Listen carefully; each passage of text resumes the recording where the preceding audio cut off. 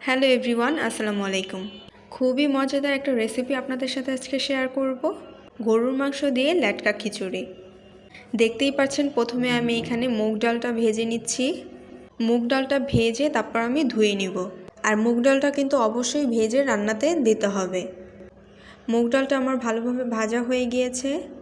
আমি ভালোভাবে ধুয়ে সাইডে রেখেছি। এখন একটা পাত্রে কিছু পরিমাণে তেল, আস্ত গরম মশলা দিয়ে দিচ্ছি। আপনারা যতটুকু পরিমাণে মাংস বা চাল নেবেন সেই অনুযায়ী কিন্তু মশলাগুলোকে অ্যাড করে দিতে হবে। এখন আমি দিয়েছি এখানে টমেটো, একটা বড় সাইজের টমেটো নিয়েছি, দিয়েছি এখানে পেঁয়াজ কুচি, আর দিয়েছি কয়েকটা কাঁচামরিচ। নেড়ে চেড়ে এখন দিয়ে দিচ্ছি স্বাদ মতো লবণ। পেঁয়াজটা ভাজার সময় লবণটা দিলে তাড়াতাড়ি পেঁয়াজটা ভাজা হয়ে যায়, নরম হয়ে আসে। এখন তেলের সাথে পেঁয়াজ টমেটো হালকা একটু ভেজে নিয়েছি। দিয়ে দিচ্ছি এখন পরিমাণ মতো আদা রসুন বাটা। পেঁয়াজটা কিন্তু অনেক বেশি ভেজে নেওয়ার কোনো প্রয়োজন নেই। হালকা করে ভেজে নিয়ে তারপর সব মশলাগুলোকে দিয়ে দিতে হবে। দিয়ে দিচ্ছি মরিচের গুঁড়া, হলুদের গুঁড়া, জিরার গুঁড়া, ধনিয়ার গুঁড়া। আমি যতটুকু পরিমাণে মাংস বা চাল নিয়েছি সেই অনুযায়ী কিন্তু মশলাগুলোকে অ্যাড করে দিচ্ছি। সব কিছু এখন সুন্দরভাবে নেড়েচেড়ে মিশিয়ে নিচ্ছি। যাতে পেঁয়াজ বা মশলাটা পুড়ে না যায় তাই কিছু পরিমাণে পানি দিয়েছি। আর এই পানি দিয়ে আমি কিছুক্ষণ কষিয়ে নিচ্ছি। দিয়ে দিচ্ছি ধুয়ে রাখা মাংস। গরু মাংস আর মশলাটা ভালোভাবে এখন আমি একসাথে কষিয়ে নিব। আমি প্রথমে মশলাটা 1-2 মিনিটের মতো কষিয়ে নিয়েছি, বেশিক্ষণ কষাতে হবে না। যেহেতু মাংসর সাথে আবার কিছুক্ষণ কষানো যাবে তাই প্রথমে কিন্তু অনেকক্ষণ কষানোর কোনো প্রয়োজন নেই। মাংস মশলা একসাথে কষিয়ে নিলে হয়ে যাবে। মুগ ডাল, মসুর ডাল আর ভাতের চাল দিয়ে রান্নাটা করব। সাথে নিয়েছি আলু। অবশ্যই আলুটাকে দিবেন, তাহলে খেতে কিন্তু খুবই ভালো লাগে।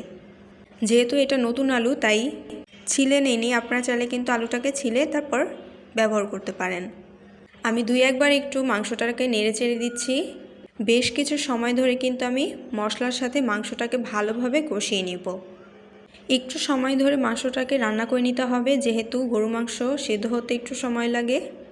মাংসটা আমার ভালোভাবে কষানো হয়ে গিয়েছে। এখন আমি দিয়ে দিচ্ছি ভেজে ধুয়ে রাখা মুগ ডাল। মুগ ডালটা দিয়ে ভালোভাবে নেড়েচেড়ে মিশিয়ে নিচ্ছি।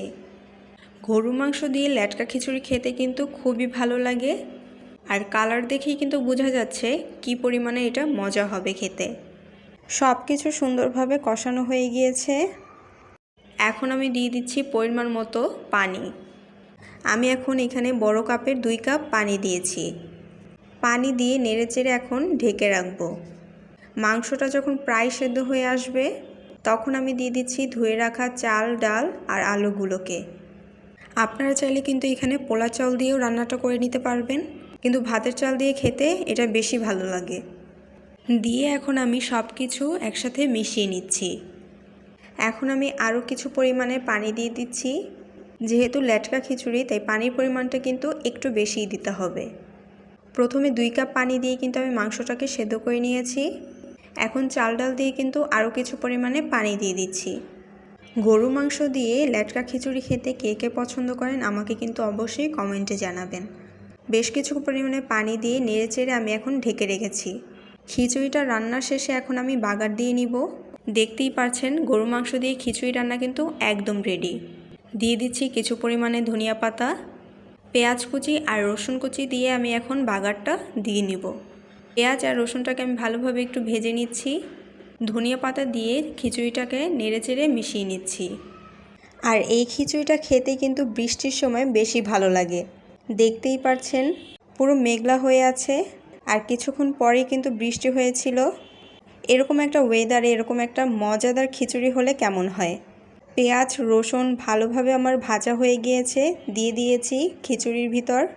এখন নেড়ে চেড়ে সব কিছু একসাথে ভালোভাবে আমি মিশিয়ে নিচ্ছি। শেষে এখন দিয়ে দিচ্ছি 5 ফোড়ন গুঁড়ো করে রাখা ছিল আমার, সেটা আমি দিয়ে দিয়েছি। আপনারা চাইলে কিন্তু আস্ত 5 ফোড়ন দিয়ে দিতে পারবেন। পেঁয়াজ রসুন যখন আপনারা ভেজে নেবেন সেখানে কিছু পরিমাণে 5 ফোড়ন আস্ত দিয়ে কিন্তু বাগারটা দিয়ে নিতে পারবেন। আমার যেহেতু গুঁড়ো করা ছিল তাই আমি গুঁড়োটাই ব্যবহার করেছি। আর দিয়েছি ভাজা জিরার গুঁড়ো। আর কিছুই কিন্তু দিব না, একদম রেডি হয়ে গিয়েছে মজাদার গরু মাংস দিয়ে ল্যাটকা খিচুড়ি। গরম গরম বৃষ্টির সময় এই খিচুড়িটা খেতে কিন্তু খুবই ভালো লাগে। আপনাদের কাছে রেসিপিটা কেমন লেগেছে আমাকে অবশ্যই কমেন্টে জানাবেন। আর যারা যারা রেসিপি দেখে রান্না করবেন আমাকে কিন্তু অবশ্যই জানাতে ভুলবেন না। সবাই ভালো থাকবেন। বাই।